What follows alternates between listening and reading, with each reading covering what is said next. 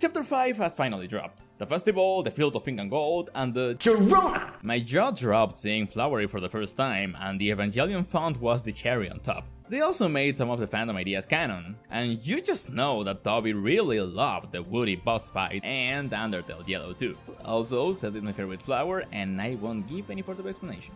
In thinking about it, I was partially right with one prediction, that the Dog Shrine was going to be relevant, even if it was a Switch exclusive and all that. I just wish that there was a way to find her on Undertale PC, but anyways.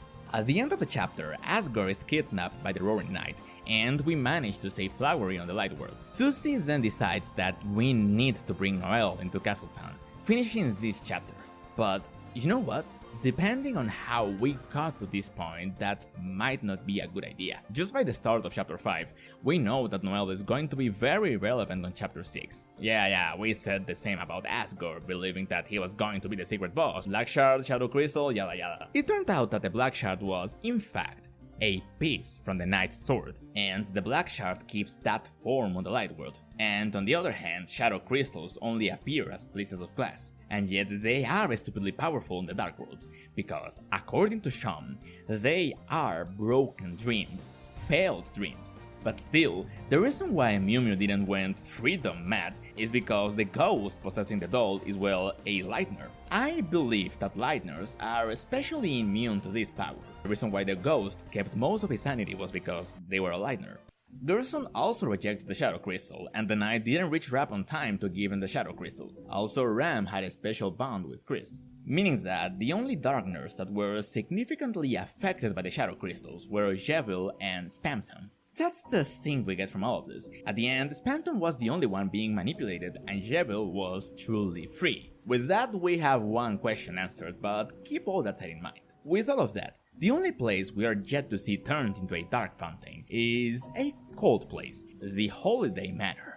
Chapter 6 might start like a normal school day. Susie might not even show up, who knows. Either ways, she realizes that Noelle is missing. She wants to see her after Carol called her back home. The kids go to the Holiday Manor and find out someone opened a dark fountain, and this time it wasn't Chris. And following the Undertale mirror theory, and yes, that theory still stands more than ever to me, we are met with a charismatic and somewhat annoying guy, we are confronted by two colored characters that don't want us to get into town, the outskirts of Asgore's castle are described as tropical by while Snowdin's forest was, well, frozen, while Snowdin's final boss turns us into cold blue, here we are turned into brave orange, and the secret boss has a dating mechanic, just as we saw on Papyrus's date, like, come on guys. So, following that logic, the next chapter is the Ruins, where the fiery queen of the Kingdom of Monsters lives, and Deltarune's counterpart must be the highly defended palace of the Ice Queen. That's what makes the most sense, but wait.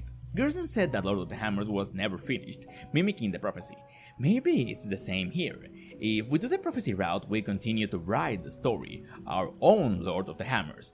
But no, I think we're misunderstanding what Gerson meant. The Lord of the Hammers doesn't follow the prophecy route, it follows the weird route. Chapter 1, The March of the Dark King. The heroes defeat the king and stop the dragon. Defeating the King of Chaos is something we must do to progress, but who is the dragon? Well, Jevil is right there. He has a white mouth full of teeth and also has a tail. Chapter 2, The City of the Shining. The heroes do battle in chariots to save the queen. The only way the queen might be in peril is by doing the weird route, where Spamton completely hijacks the queen's mansion. So, to save the queen, Chris must defeat Spamton Neo. Chapter 3, The Owls of Northern Light. The heroes travel among the island to catch the glimpse of the Lost Land. There is nothing on Chapter 3 that fits the description, unless we try to get the Shadow Mantle. On that case, we can play the Shadow Mantle minigame and catch a glimpse of this Lost Land. Chapter 4, The Trials of the Holy Hammer. A great myth gives the heroes a terrible weapon. That terrible weapon being the Hammer of Justice. Chapter 5, The Field of Pink and Gold. The vast garden is charred in an inferno of jealousy. Well, that turned out to be an exaggeration, there wasn't fire at all in this chapter. Ignoring what happens inside the Dark World, let's stop here for a moment. Mew Mew doesn't fit in this part of the prophecy, and these events that Gerson mentions must reflect the weird route. In that case, the charred garden might be referring to the Dark World not being created. The pages are burned symbolically due to an external event fueled by jealousy. that event being this odd love triangle of the Lightners. Chris liked Susie, Susie liked Noelle, but Noelle likes this new version of Chris even more, and for that, the field was never created. The next book, it never did get written. The story became so grand, so overwhelming, that some say it swallowed up the author himself.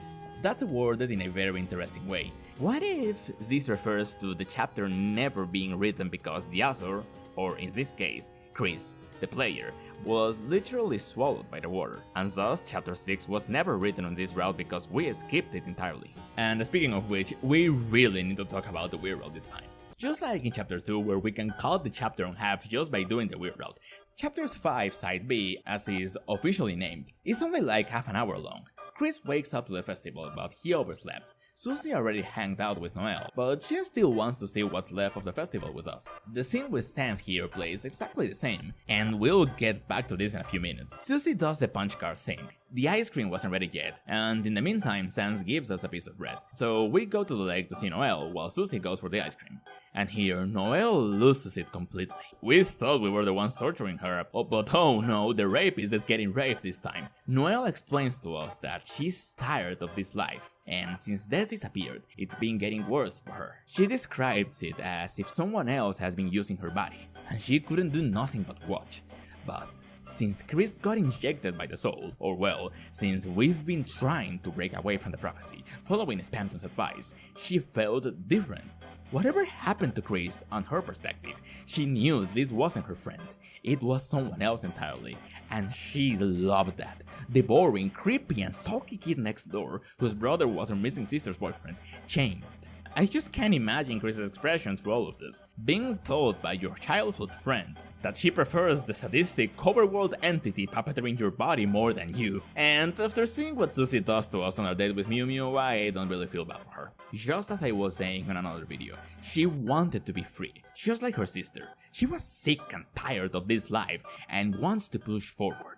Or maybe she wants this new Chris to push her forward. Even if he tries to stop her once we're in the lake, she won't let us. So, we proceed. And proceed. Noelle wants to see what's beyond that lake. She proceeds. And proceeds. It looks like she's drowning, but she proceeds. She wants to keep going. And we proceed. And proceed. We follow her into the dark, with our heart guiding the way through the waves. Is this the song from the seas that Onion mentioned? We hear something rising, and we are met with a message. Insert chapter 7, side B. What's the side A anyways? But obviously, this is more simple than you all think. Side A is our main file, our prophecy route. We sit on the cook chair and all goes smoothly until the end. But what if we abort the weird route during chapter 5? Let's say that we, as the soul, decide to cancel whatever Noelle is doing here and just stop saying proceed. You may think that this cancels the weird route, since nothing weird happens afterwards. Noelle dismisses all of this with just a dream and the prophecy goes back in track. Carol calls Noelle, the flower man gets trapped in the asylum, and we're fine and dandy. Some people even suggest that Noelle might do a Sayori, but I think it's a bit early on the chapter for that. Or, in that case, it's gonna be told in a more subtle way, just as what happens with Alvis in Undertale. I don't think we'll try to get her into Castletown during both routes. After all, we need the Thorn Ring to craft the Twisted Sword, and the only way we can do that is at the beginning of each chapter. And remember, never sell your armor items, guys. I learned that the hard way. We will get into the Holiday Manor. The knight will arrive, and he's coming for the last symbol that appears in the bunker's panel, the Christmas tree. He already has Undyne and Asker. What happens here will depend if we are on the B side or the A side, of course. Will Noelle face this ice palace as a jolly innocent girl who stood up to her mom and left Chris on the chair?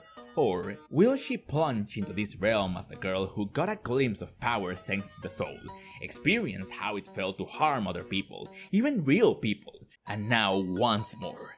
This new version of Chris showed her that she can be strong, that she can be just as the girl who got a glimpse from beyond, and now she can do anything. As I said in the beginning, we've only seen two Darkners behaving in this way, and only one of them was truly free on his cell.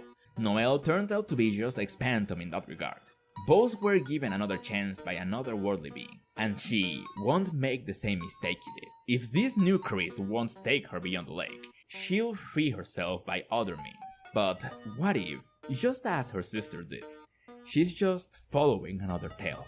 The only missing piece here is friend, and what a better way to introduce a cat's dad to give them their own allies to lure. We only have 2 chapters left, and I'm patiently waiting for this cursed thing to have some protagonism. One of the things that this chapter might mirror from Undertale is Toriel, in the way that we'll have to choose between saving Carol or freezing her, and that decision will be entirely on Noelle. And one last thing that I think falls into the Wonderland theory is that Carol's name sounds just like the author of Alice's book, Lewis Carroll, but that might be just a coincidence, so let's scrap that. Now, I wanted to talk about something here that might be the answer for one of the most debated arguments of the fandom. Who the hell is the Roaring Knight? And most of the pieces we need are right here, on the Weird Road.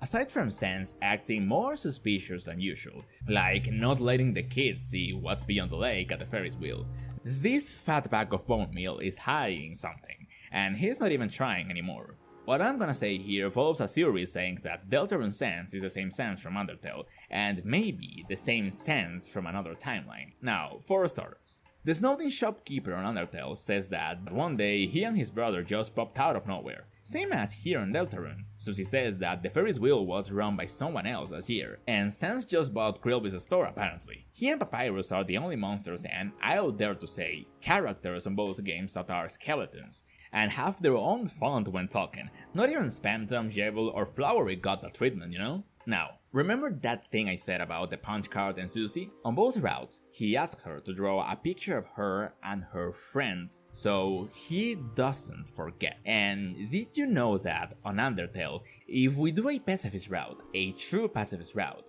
when we arrive at the Judgment Hall on Asgard's castle, after SANS finishes his monologue, if we close the game and don't save before the speech, if we do this a few times, he'll gives us a key to his room, where we find a key to a room behind their house. Now, pay attention to this. We need to talk to the clown girl on Waterfall, the one who turns into a goner and mentions Susie. Only then, and at the end of that route, when we return to this place, we'll find this exact same poorly drawn picture with the words "Don't forget" written on it. The freaking punch card is here. SANS brought it here from Deltarune, but why? Which SANS came first, and what happened or is gonna happen that was so devastating that he and Papyrus had to do dimensional hopping to escape the roaring, potentially?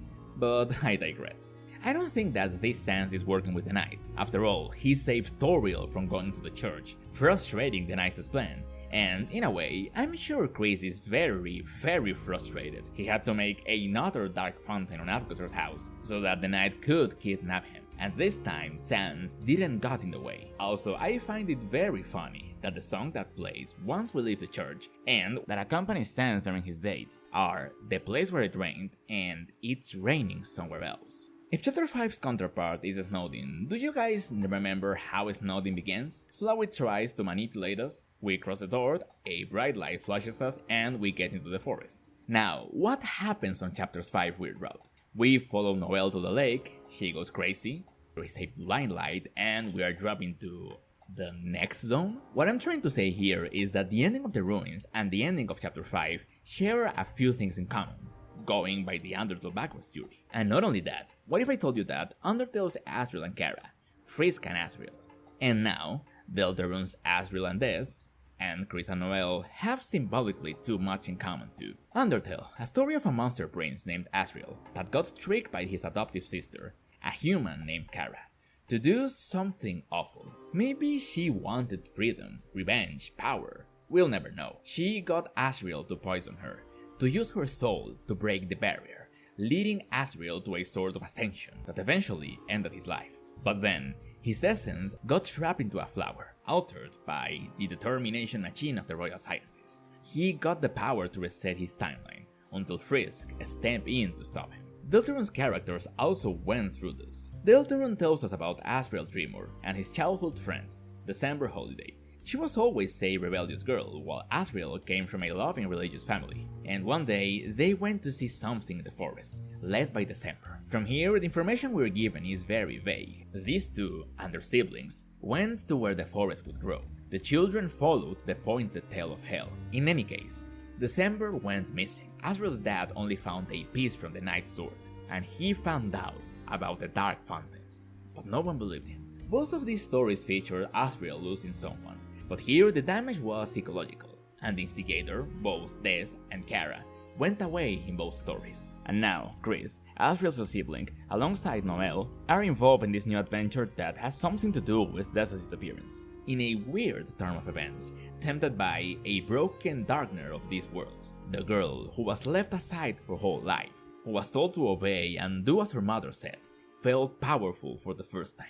Was this the feeling that her sister was talking about all the time? Being a rebel? Maybe Des didn't harm others like she did, but she didn't care. After all, December was gone, and Noelle couldn't rely on her any longer. Noelle wanted to be stronger. She harmed barely, but it felt good. And wanna know something very funny about TV World? During the board 2, to end that minigame, we enter a pyramid on the sea that Tena calls Atlantis, just before the start of the recent game, where Rise Up Your Butt plays. This could have had any song, but Tena chose this one on purpose. Also, I now do believe that Rise Up Your Butt was first heard by Chris and Noelle. But what is this song even about anyways?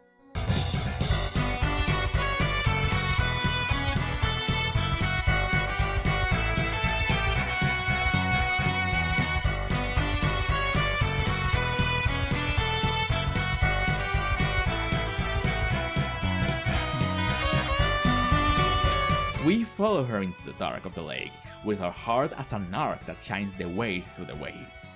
So, does that mean that Des drowned in the lake trying to do the same with Asriel, and he pulled out at the last moment really scared? But that doesn't add up.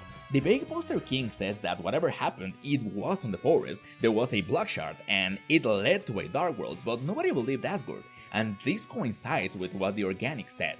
The children followed the tail to where the forest would grow, not the lake. That also wouldn't explain why the shelter is so protected.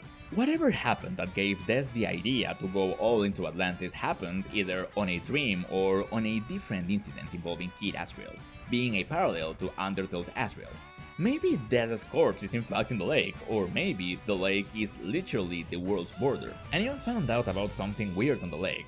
And for that reason, Big G sent the hometown butcher to silence her. It can't be December's corpse, Onion would have noticed after all. Let's say that Noelle and Chris managed to escape a whole chapter, that they failed through the world border. Susie might find us later following the breadcrumbs of the loaf of bread that SANS gives us. This is also a reference to a Mother 1 bug. I should make another video explaining this in depth, but long story short, in Mother 1, if we use bread, a normal food item, instead of eating it, we get breadcrumbs. These will leave a trail and save the coordinates of the place where the bread was first used. If we get away from that point and use the breadcrumbs again, we are teleported to the beginning of the trail. Now, on the original version of Mother, if we gave the bread to a party member and that party member uses the breadcrumbs and then leaves the party, the breadcrumbs are meant to teleport us to where that party member was. But since the party member is no longer with us, the game glitches out, and we are teleported to a grey version of the game where we can go anywhere.